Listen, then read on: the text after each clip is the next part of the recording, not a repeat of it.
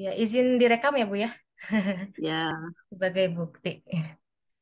Iya Ibu, mohon maaf ya Bu sebelumnya. Ini mau bertanya mengenai pendapat Ibu mungkin ya. Ini kan jadi Arin punya tugas untuk mengidentifikasi masalah yang ada di kelas. Terus dari banyaknya masalah yang ada, dikerucutkan menjadi 4 masalah yang klasikal gitu yang terjadi pada sebagian mm-mm, besar siswa.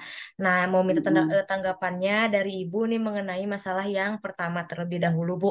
Ini mengenai mm-mm, rendahnya hasil belajar siswa kelas 4 dalam pelajaran bahasa Indonesia, Bu. Apakah Ibu ada mm-mm. tanggapan gitu mengenai hasil belajar bahasa Indonesia? Ya, oke. Yang pertama, kalau menurut Ibu, kenapa rendah hasil belajar bahasa Indonesia? Yang pertama itu mungkin apa ya, metode yang digunakan oleh guru ketika mengajarkan bahasa Indonesia kan tidak menarik. Bisa jadi membuat anak akhirnya tidak termotivasi untuk belajar, minat belajarnya jadi naik. Jadi strategi yang paling utama adalah dari gurunya. Terus yang kedua, bisa jadi rendahnya anak dalam eh, kemauan untuk membaca. Nah, itu pun akan mempengaruhi terhadap minat anak di dalam bahasa Indonesia. Jadi dua, dua kunci utama dalam bahasa Indonesia sih menurut Ibu metode dari gurunya sama berliterasinya anak gitu. Kalau anak udah males untuk membaca, ya otomatis dia akan merasa sulit untuk memahami bacaan yang disajikan oleh guru ketika pembelajaran. Sedangkan kan dalam pelajaran bahasa Indonesia itu anak kan harus dibiasakan untuk membaca membaca dengan kalimat yang panjang gitu. Nah, sehingga kalau kalau apa lemah dia dari literasi membacanya, otomatis motivasi untuk belajarnya pun akan rendah. Berarti hasil belajarnya pun akan berpengaruh rendah juga gitu. Sehingga dibutuhkan strategi yang tepat oleh guru ketika pembelajaran bahasa Indonesia itu gimana caranya guru menyajikan bahasa Indonesia itu menarik gitu melalui permainan-permainan gitu sehingga anak tidak merasa bahwa pembelajaran bahasa Indonesia itu membosankan gitu. Iya, siap Ibu. Nanti Mm, insya Allah sama Arin coba dipraktekkan di kelas ya Bu ya untuk yang ini. iya. Iya, selanjutnya Bu, ini ada masalah yang kedua, itu mengenai rendahnya keterampilan menulis teks, deskripsi, narasi, eksposisi, dan Mm, lain-lain. Ini masih berhubungan mungkin Bu ya mm, dengan bahasa Indonesia, mm, cuman lebih ke teks Bu kalau yang ini. mm, mm. Eh, Kenapa? Karena guru jarang mengenalkan berbagai jenis teks.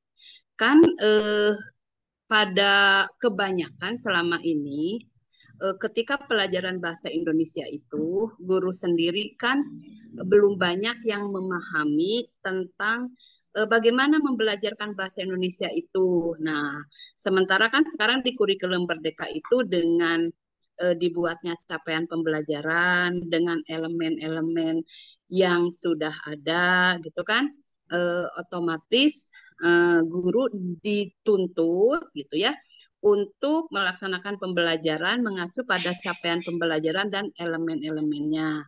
Terus kalau berbicara ke asesmen nasional, kan di sana secara konten itu ada dua konten ya yang harus dikuasai oleh anak, yaitu dari sisi apa fiksi dan non fiksi gitu. Nah, berarti guru harus banyak memberikan berbagai macam teks sehingga teks itu dibaca oleh anak. Nanti kompetensinya apa yang diharapkan dari pembelajaran itu? Anak kan bisa mengevaluasi, bisa menginterpretasikan dari teks yang diberikan oleh guru.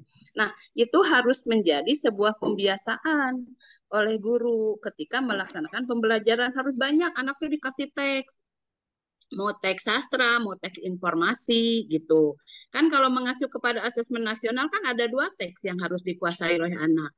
Teks Betul. informasi dan teks sastra. Nah, teks Ya. fiksi ya, teks sastra. Nah, ketika berbicara teks informasi, kompetensinya apa? Satu, anak memahami isi teks. Kalau anak memahami isi teks, berarti dia harus mau baca. Ya. Nah, kalau dia nggak mau baca, otomatis dia tidak akan bisa memahami isi teks. Yang kedua, dia bisa menginterpretasikan dari isi teks tersebut. Nah, kalau guru sudah paham bagaimana asesmen kompetensi minimum di literasi itu yang harus dikuasai oleh anak, berarti guru akan mempersiapkan pembelajarannya ke arah sana. Maka guru harus memahami itu Oh gitu. iya. Yang bagaimana sih teks informasi, yang bagaimana sih teks sastra, apa yang menjadi kompetensi yang harus dikuasai oleh guru gitu. Maka guru pun harus paham terhadap AKM itu gitu. Selain tadi strateginya jelas ya, guru harus banyak menggunakan berbagai strategi dalam pembelajaran itu, tapi secara konten harus mengarah kepada teks yang wajib dikuasai oleh anak gitu. Iya. Mm-mm. Jadi gurunya Intinya mah juga harus harus, banyak dilatih lah. iya betul, gurunya juga harus paham AKM ya Bu ya, yang selama ini Betul. sedang digalakkan tentang AKM kan Bu ya. Mm-mm. Iya kan ketika AKM itu kan teks yang wajib itu kan dua, teks informasi Iya. dan teks sastra. Jadi guru harus kaya dengan berbagai macam teks informasi atau guru mengaktifkan siswa mencari berbagai Ya. macam teks informasi gitu sehingga dengan guru menugaskan siswa mencari berbagai macam teks informasi lalu lihat kompetensi apa yang diharapkan dari AKM itu kan kompetensinya tadi memahami, menginterpretasi, mengevaluasi gitu kan. Nah, itu yang menjadi kompetensi sasarannya gitu sehingga akan mengarah terhadap tujuan yang diharapkan dari pembelajaran bahasa Indonesia ini melalui literasi tersebut gitu. Siap Ibu, wow mantap, Ya, luar biasa Ibu, Masya Allah. Ibu yang ketiga Bu, langsung aja Bu ya, takut mengganggu Ibu ya, soalnya. Ini rendahnya ya nggak apa-apa. kemampuan, ya rendahnya kemampuan menghitung perkalian bersusun sampai 100 Bu. Nah di kelas 4 itu masih banyak siswa yang kurang Bu dalam kemampuan menghitung perkalian bersusun sampai 100. Nah menurut tanggapan Ibu bagaimana Bu? Ya, kalau perkalian itu kan dasarnya dari anak mengenal dulu bilangan, gitu ya. Tahapannya kan sebelum ke perkalian anak mengenal dulu bilangan. Nah, kemudian mengenal operasi bilangan. Operasi itu kan ada penjumlahan, pengurangan, perkalian gitu. Nah, ketika operasi penjumlahannya macet, otomatis perkaliannya juga akan macet. Sebab kan kalau perkalian itu penjumlahan berulang. Ya betul. Nah, jadi di awal itu anak-anak harus lemahnya kenapa di perkalian kurang, di bilangannya dia juga lemah gitu. Jadi harusnya sebaiknya eh, pembelajaran matematika untuk perkalian itu harus bertahap dari anak mengenal bilangan. Kan kalau kelas 4 mah bilangan cacah gitu kan.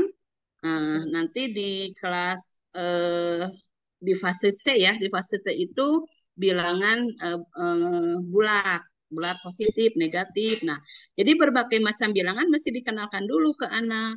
Nah, baru setelah itu operasinya, penjumlahan, pengurangan, perkalian, pembagian, gitu. Tahapannya begitu. Jadi nggak mungkin langsung ke perkalian kalau di Penjumlahannya, penjumlahannya bermasalah, ya, gitu. Jadi harus kuat dulu di penjumlahan. Ketika penjumlahan sudah paham, baru ke perkalian gitu. Jadi anak akan paham bahwa 5 kali 6 gitu kan. 5 kali 6, 5 kali 6-nya berarti ya. 6 tambah 6 tambah 6 tambah 6 tambah 6. Nah, itu konsep penjumlahannya untuk ke arah perkalian. Gitu. Jadi tahapannya begitu. Kayak gini, misalnya anak akan diajarkan luas segitiga. Kan kita tidak mengajarkan luas segitiga itu langsung alas kali tinggi dibagi dua atau setengah kali alas kali tinggi. Kan kalau kalau setengah kali alas kali tinggi tidak paham bahwa setengah itu karena dari persegi dibagi dua, akhirnya tidak akan paham bahwa mencari segitiga itu ke sana. Jadi hanya apal cangkem kalau kata orang Sunda mah gitu, tidak teraplikasikan nanti di dalam kehidupannya. Maka kalau matematika itu harus konsepnya gitu harus betul-betul matang dan tersusun sesuai dengan apa ya, dengan tingkatannya gitu, Bu Arin. Ya. Gitu kalau menurut Terus Ibu mah. berarti harus dimatangkan dulu konsep dasar dari bilangannya mungkin Bu ya. Mm-mm, Terus betul. diperkenalkan bertahap seperti itu Bu. Mm-mm, Iya. mm-mm. Nah, ini Bu, mungkin yang terakhir ini yang keempat yang masih agak sulit Bu ya. Karena saya pun masih berpikir, aduh gimana ya cara memberikan pembelajaran yang merangsang siswa untuk berpikir tingkat tinggi. Nah, karena Mm-mm. masalah yang keempat ini siswa kelas 4 belum bisa mengerjakan soal HOTS Bu. Nah, menurut tanggapan Ibu bagaimana Bu? Ya, kalau anak jelas tidak akan bisa menyelesaikan soal HOTS kalau pembelajarannya tidak HOTS. Ya, Pembelajaran HOTS itu kan bagaimana kita menggali kemampuan anak, bagaimana anak eh, mampu memecahkan gitu kan permasalahan-permasalahan yang kaitannya dengan hitungan gitu. Maka guru ketika mengajarkan matematika atau apapun gitu ya, agar anak bisa berpikir dan menyelesaikan secara tingkat tinggi, otomatis dalam pembelajaran pun jangan hanya mengacu kepada kognitif saja atau hafalan, tapi bagaimana guru memberikan sebuah permasalahan gitu ya, yang anak itu mampu menggali, menyelesaikan permasalahan itu berdasarkan alur pikir dia sendiri. Misalnya gini, kalau kita hanya mengatakan 5 kali 5 berapa? Jawabannya langsung kan ya, 25. Tapi kalau gini pertanyaannya, 25 itu bisa diperoleh dengan cara bagaimana? ya, Pasti jawabannya akan bervariasi kan? betul. Bisa jadi 5 kali 5, bisa jadi 24 ditambah satu, bisa jadi 50 dikurangi 25. Nah, itu yang diharapkan dari pembelajaran yang kita arahkan untuk anak bisa berpikir tingkat tinggi atau HOTS itu, dari pola-pola pembelajarannya pun harus dibuat seperti itu. Jadi berikanlah pertanyaan kepada anak itu yang memerlukan apa jawabannya tidak hanya satu kali titik sudah aja Ya, gitu.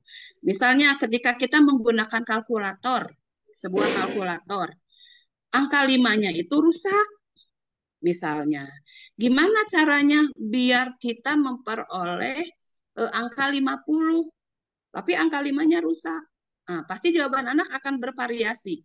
Bisa jadi 42 ditambah 8. Bisa kan? betul Bu. 40 ditambah 10 gitu. Iya, ya. 37 ditambah 13 kan hasilnya 50. Padahal si kalkulator tidak ada angka limanya. Nah, di situ kita gali kemampuan anak sampai ke arah sana. Itulah yang disebut dengan pembelajaran HOTS. Dengan dibiasakan begitu, suatu saat anak menemukan soal yang HOTS, bisa insya Allah gitu. Maka tahapan-tahap soal HOTS itu bukan soal yang sulit. Tidak semua soal sulit itu HOTS, bukan. Ya, yang dimaksud dengan HOTS itu adalah bagaimana anak dibawa berpikir secara bertahap dari yang tahapan pertama mudah sampai kepada tahapan yang sulit. Tapi anak mampu menyelesaikan dengan cara berpikir mereka, tahapan berpikir mereka gitu. Gitu kalau kata Ibu mah Bu Arin.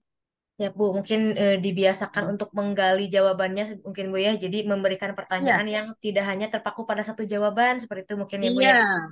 Iya Oke, sih. kalau di IPS gini. Kalau pertanyaannya begini, Ibu kota Jawa Barat adalah atau sebutkan Ibu kota Jawa Barat. Jawabannya apa? Bandung. Selesai kan? Iya, betul. Iya. Tapi pertanyaannya begini, mengapa ibu kota Jawa Barat ada di Bandung? Oh ya, Oke. Akan tergali nggak setiap anak memberikan jawaban? betul betul Bu akan tergali. Iya. Iya Bisa ya, jadi karena pusat pemerintahannya ada di kota Bandung. Karena betul. kota Bandung, wah akan muncul berbagai macam Iya, jawaban anak. Nah, itu yang kita latih ke anak. Jadi iya, guru pun harus menyiapkan pertanyaannya yang tidak tidak menjawabnya hanya satu jawaban selesai gitu. Gitu. Siap, Jadi Ibu. Masya prinsipnya Allah. pembelajaran dulu yang harus disiapkan gitu. Siap, Bu. Jadi PR juga buat saya buat selalu ini ya menggali pembelajarannya yang HOTS gitu ya sebelum memberikan siswa Mm-mm. soal HOTS seperti itu. Mm-mm. Iya, karena tidak mungkin anak bisa menyelesaikan soal HOTS kalau pembelajarannya tidak HOTS juga Iya. gitu. HOTS itu belum tentu sulit gitu ya. Sulit Ya, bukan berarti HOTS, bukan iya gitu. betul betul. Tapi yang dimaksud dengan HOTS itu adalah bagaimana kita membangun, menggali keterampilan anak berpikir tingkat tinggi, tetapi melalui tahapan gitu. Betul. Melalui tahapan yang anak mampu menyelesaikan sesuai dengan kemampuan dan apa yang sudah kita latihkan selama dalam pembelajaran Betul, Bu. gitu. Iya. Iya.